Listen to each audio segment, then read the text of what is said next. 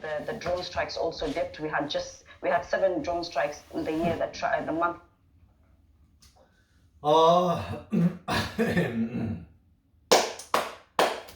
안녕하세요. 매일매일 운동하기를 실천하고 있는 동탄 왕코입니다. 오늘은 5.18, 5월 18일이죠. 아주 가슴 아픈 역사의 날입니다. 어쨌든 날씨는 좋고요. 그리고 제 유튜브를 보시는 열혈 광팬이 이렇게 지금 여기 화면에 보이죠? 이렇게 지금 이렇게 수풀이 아주 우거져 있습니다. 저희 집에 아주 많은 화분들이 생겨서 아주 집안이 아주 화사해졌거든요, 여러분. 이거 보이면 여기에 아주 그냥 규모가 어마어마합니다, 여러분. 규모가 아주 어마어마해요. 한번 보여드리겠습니다, 여러분. 한번 보여드려야지. 자, 이렇게 보시면은 아주 화분이 아주 많습니다. 여기 밑에 작은 것도 있고요.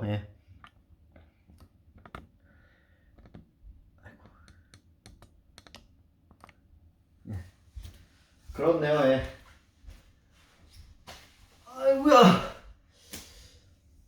자, 여러분, 집에 혼자 사시는 분들 화분 작은 거 사지 마세요. 큰 거 사세요. 큰 거. 밑에 바퀴 달린 것들로.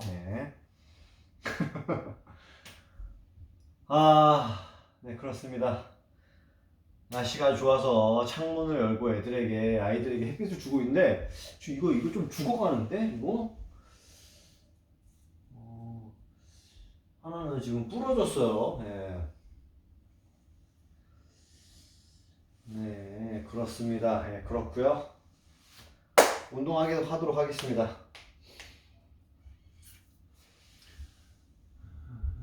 운동해야지. 운동할 때 역시 CNN이죠, 여러분. Agenda forward. We have an economic problem. Economic reforms with the IMF have been very slow. They've been almost suspended. He has to work on that. And then the drought, which the international community have taken the leadership with, he has to first constitute a cabinet, a minister who will take this forward, and then respond to the drought. So that delay, I think, has been affecting the Somali people. Somalis have also been dependent on remittances. That has also slowed down. So it's a grim outlook, and he has a lot of work ahead of him. Okay, Samira Kali, thank you for joining us with your perspective today. Thank you so much. New warnings from South Korea and the US. They say Pyongyang is preparing for a new missile test just days before US President Joe Biden is set to visit Seoul. Plus, record temperatures in parts of South Asia put millions of lives at risk. Meteorologist Pedram Javaheri has the latest. Our friends across India, even across Pakistan, finding any way they can to cool off as temperatures have been as historic as it gets, even for their standards, climbing up to near 50 degrees. We'll show you the forecast, potential relief in store, all of that in a few minutes. 47도? 진짜? 미쳤네, 날씨? This is an increasingly visual world. And at our core of our business, what do? We help businesses connect and compete in that visual landscape. And so whether that's small businesses and how they need to compete through our iStock brand, or whether that's corporations as they struggle to have a presence across TikTok and Instagram and all the platforms that they need to be present on, we see just a huge amount of demand for our service. And then with the growth of video, increasingly, being a medium in which not only the media needs to produce, but corporations and businesses need to have a video presence. That's another core driver of this business. But we see a lot of growth opportunities across Getty Images.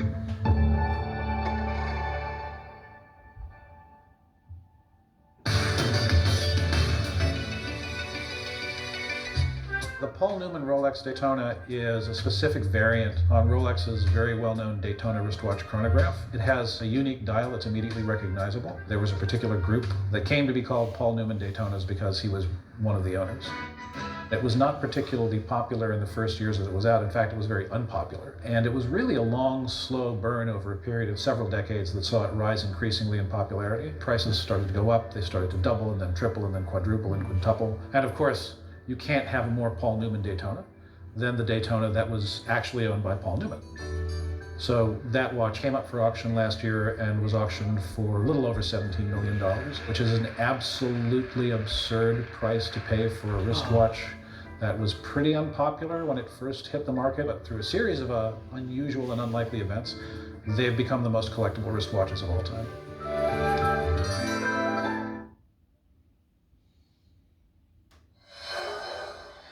COVID-19 remains a threat to the United States, according to officials in the Biden administration. As a result, the White House has extended a public health emergency beyond July the 15th, renewing it for up to another 90 days. The announcement came the same day Johns Hopkins University confirmed the country had surpassed 1 million deaths related to COVID-19. The highest death rates have been recorded in Mississippi, Arizona, and Oklahoma.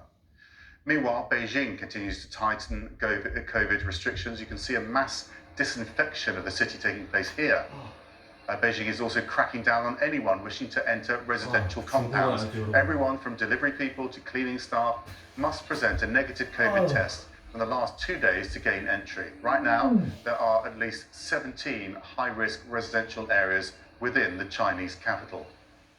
Following new developments in the investigation into the deadly crash of a China Eastern flight in March as well, the Wall Street Journal, citing a preliminary assessment from US officials, reports that the black box data suggests someone inside the cockpit intentionally crashed the plane. All 132 passengers and crew on board were killed after the plane nosedived from 29,000 feet and crashed into the mountains.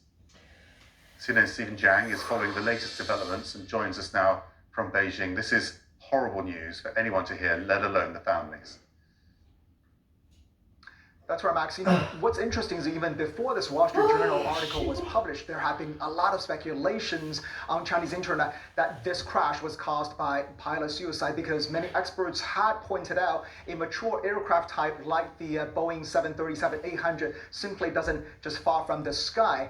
But after this article was published, what we have seen from the airline industry regulator here, CAAC, is they have issued a statement to state media, basically saying they have reached out to their American counterparts at the U.S. National Transportation Safety Board, and what the Americans have told the Chinese, according to CAAC, was they have not released information about the investigation to any media outlets. So notice how carefully worded both sides have been. Neither the Americans nor the Chinese actually directly denied the crux of the journal story, that is, this deadly crash was caused by human inputs from the cockpit. So, this kind of non-denial is unlikely to stop this very intense public speculations and scrutiny over this case.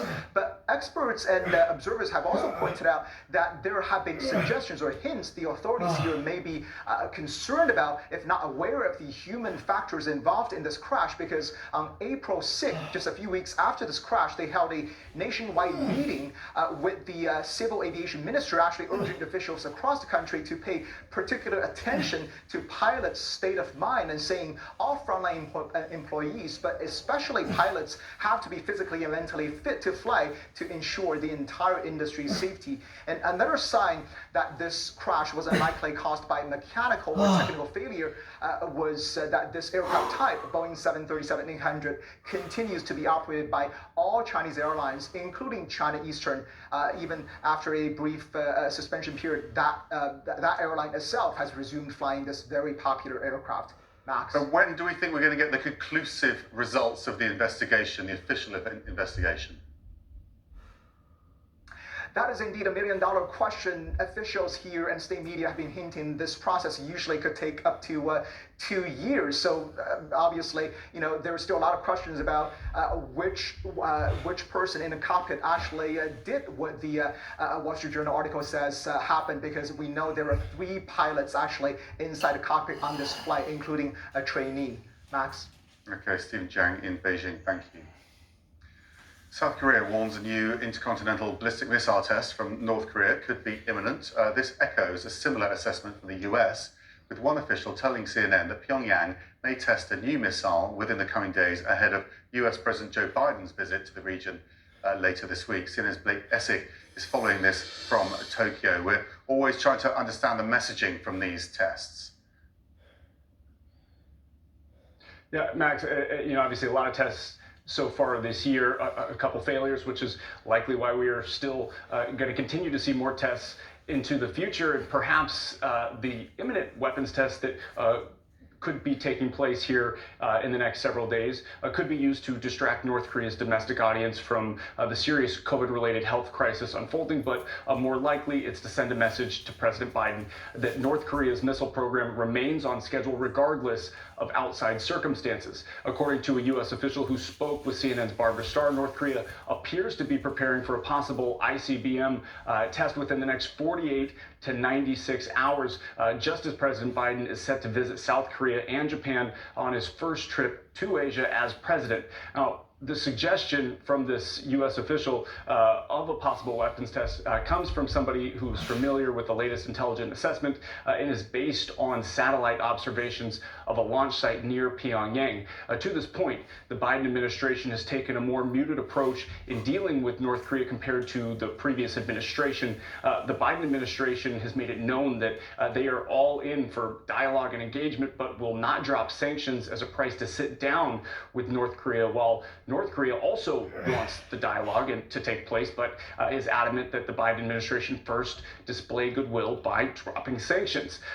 Although South Korean officials don't believe a nuclear weapons test will take place while President Biden visits Seoul, there is a chance North Korea conducts its seventh ever nuclear weapons test, the first in about 5 years, and that's because for months now, South Korea has warned, based on satellite imagery, that the North has been working to restore several tunnels at Punggye-ri, its main nuclear test site. This is the same underground test facility that the DPRK had previously claimed to have destroyed in front of CNN and other journalists back in 2018 after North Korea's leader Kim Jong-un declared the country's nuclear arsenal complete.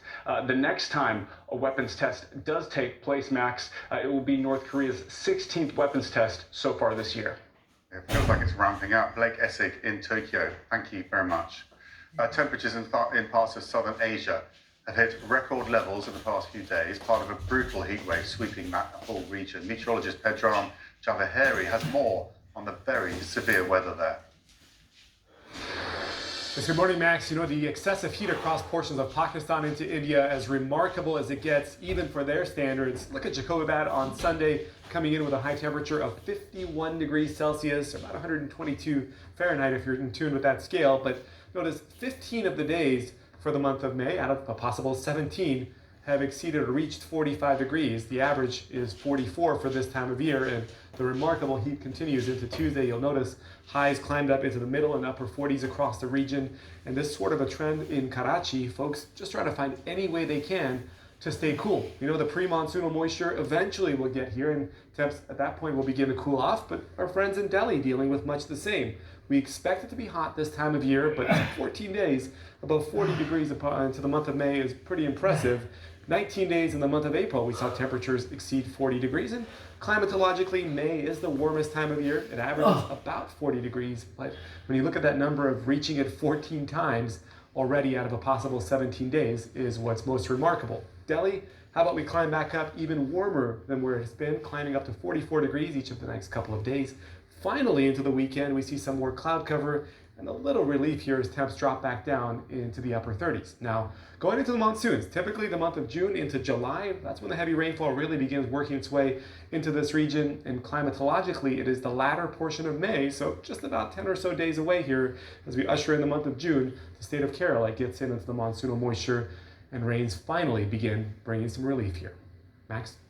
Thanks to Pedram, extraordinary conditions there. Now, the US Congress just ahead held its first public hearing on the subject of UFOs in decades, but the issue wasn't about little green men. We'll have a report from Washington for you. I want this show, One World, to be a place where people watching from all corners of the globe can understand why what happens in Africa has a huge impact on all of our lives in ways we might never even know. Because of my background, I am well aware of the vibrancy of this continent, and I want to show that to the world. People of my continent do deserve to be heard. We are rich in ways beyond the soil beneath our feet. One World with Zain Asher, tonight on CNN.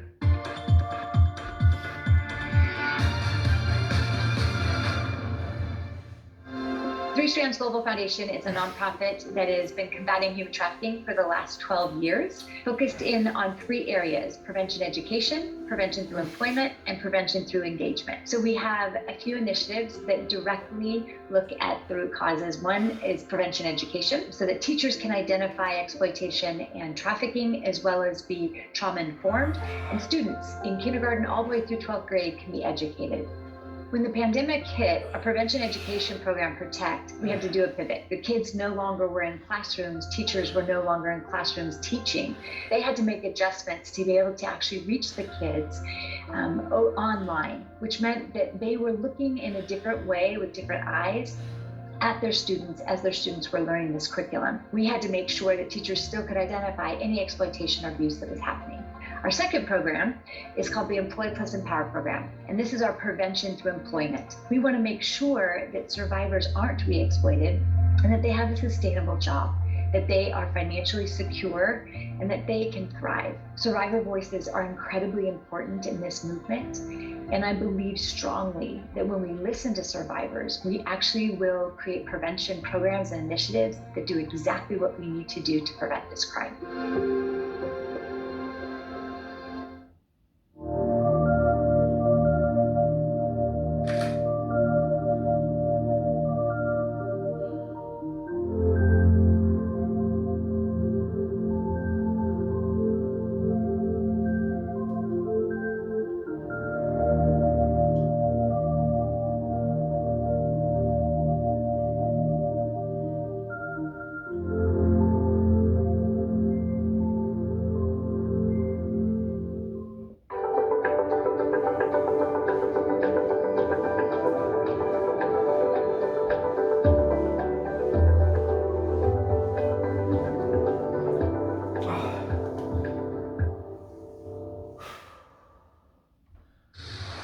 Unidentified aerial phenomena are a potential national security threat, and they need to be treated that way.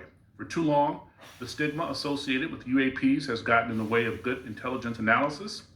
Pilots avoided reporting or were laughed at when they did.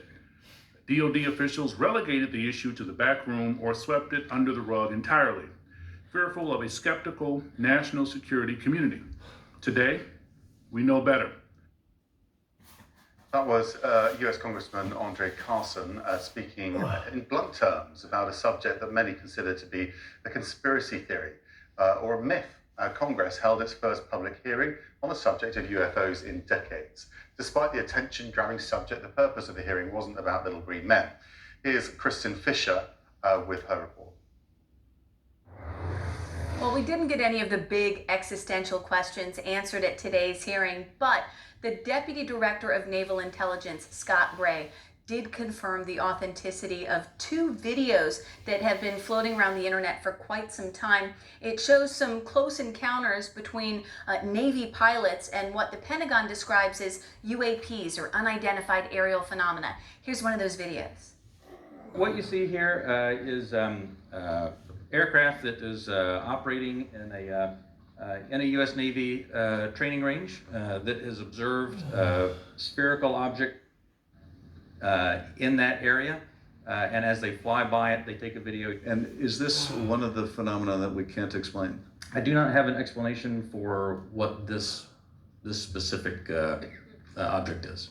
So you could see right there that UAP flying by a Navy pilot at very close range. And remember, just last summer, the Director of National Intelligence released a report and said that they had investigated at least 11 reported incidents of close calls between UAPs and military pilots. So one of the reasons for this hearing is that members of this House Intelligence Subcommittee are trying to show that this topic goes way beyond conspiracy theories and tinfoil hat sort of controversies. They're trying to say that this is not only a safety issue for military pilots, but also potentially a national security issue as well, because these unexplained objects a lot of times are flying near pilots and also near Navy bases. So we did not get any hard answers on that during the open hearing today, but perhaps members of the subcommittee were able to get some answers during the closed classified hearing a little bit later in the day.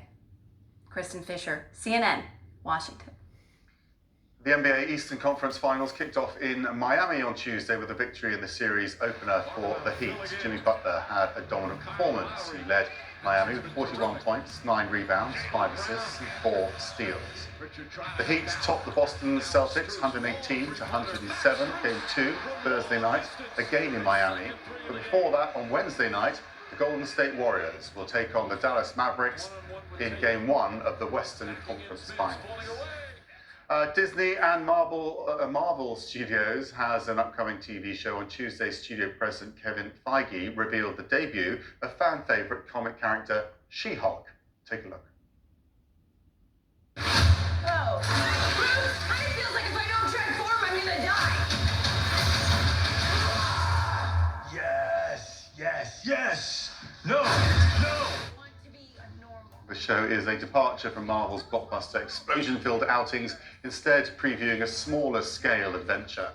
Actor Mark Ruffalo is set to return as the Hulk along with other franchise favourites. The Marvel series will premiere in August on Disney+. Thanks for joining me here on CNN Newsroom. I'm Max Foster in London. Our coverage continues on Early Star with Christine Bromans and Laura Jarrett. You're watching CNN.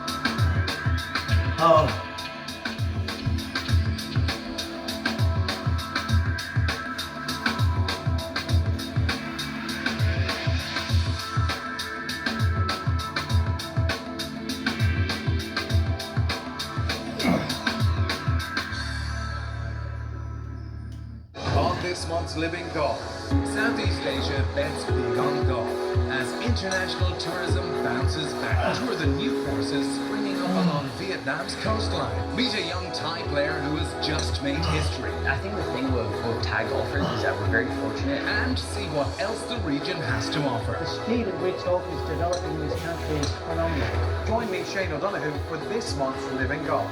Saturday on CNN in association with Gulf Saudi.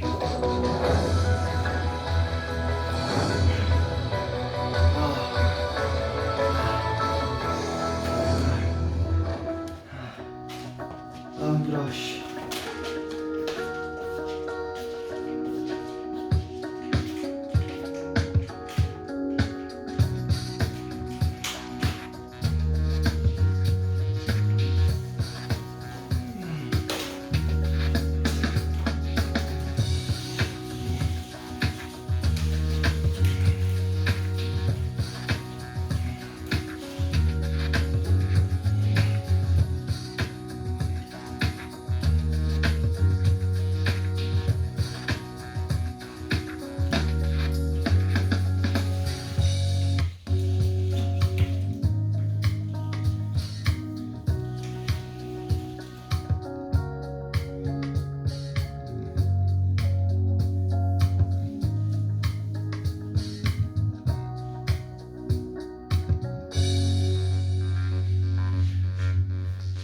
I'm Zain Asha, and this is CNN.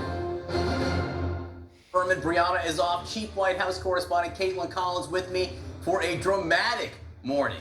A cliffhanger in the biggest race of the day, down to the wire in Pennsylvania's high-stakes Republican Senate primary.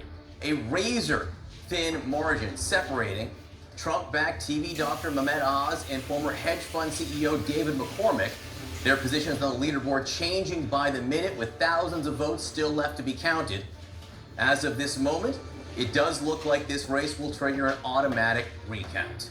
In the governor's race in Pennsylvania, Trump-backed candidate Doug Mastriano, we are projecting he has won the Republican nomination. He is Pennsylvania's leading far-right figure and has championed efforts still to overturn the 2020 election. He will face Democrat Josh Shapiro, the state's attorney general. Shapiro is the first non-incumbent to run unopposed in a Democratic gubernatorial primary since 1930. And John Fetterman easily won the Democratic Senate primary in Pennsylvania, though he might be the first candidate to do so from a hospital bed. He's out of surgery this morning after suffering a stroke and receiving a pacemaker just hours before the polls closed. We'll hear from his wife in just a bit. But meanwhile, in North Carolina, the first-term Congressman Madison Cawthorn has now conceded after losing his primary to State Senator Chuck Edwards. It's a major rebuke of someone who was once seen as a rising star in the GOP, but whose political career saw scandal after scandal, from salacious photos to claims about orgies that put him on the outs with his own party. Donald Trump had pleaded with voters to give Cawthorn a second chance, but they chose a different path. Meanwhile, in Idaho, Republican Governor Brad Little beat back a challenge from his own Lieutenant Governor, Janice McGeachin. McGeachin's tirades against COVID restrictions had won her the endorsement of former President Trump. A marquee race, though, in Pennsylvania, where the Senate race is so close on the Republican side. Kristen Holmes in Pittsburgh with the very latest. Kristen. John, this is a real nail-biter here. Both McCormick and Oz addressing their supporters last night, predicting victory, but saying it might take a day or two to get there. McCormick saying that there were thousands of mail-in ballots that had yet to be counted. Now, I talked to one of his advisors who said that this was critical, that they believed that these votes would break McCormick's way. But right now, it is anyone's game. And as you noted, it is likely, more than possible, that this race is going to trigger that automatic recount, which happens if the margin is 0.5 or less, which clearly right now it is. And as you said, that number just keeps going back and forth. Who is in the lead? 여기까지 Let's be 하겠습니다. clear, every single vote in that race will count. Now, also, as you noted, Lieutenant Governor John Fetterman winning his election as well. There had been some